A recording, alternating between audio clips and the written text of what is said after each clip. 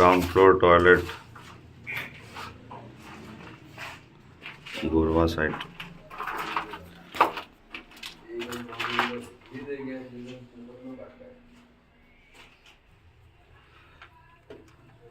Three-way thermostat diverter.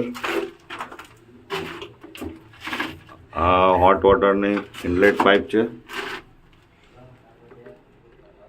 આ એનો એક પોઈન્ટ આઉટલેટ સ્પાઉટમાં. આ બીજો પોઈન્ટ હેન્ડ શાવર અને આ ત્રીજો પોઈન્ટ શાવરનો. અહીંયા WCની કન્સીલ ટેન્ક આવશે. એનો પોઈન્ટ કોલ્ડ વોટરનો. આ વોશ બેસિન માટે હોટ એન્ડ કોલ્ડ માટેનું ડાયવર્ટર. બધી લાઈન બહાર નીકળશે.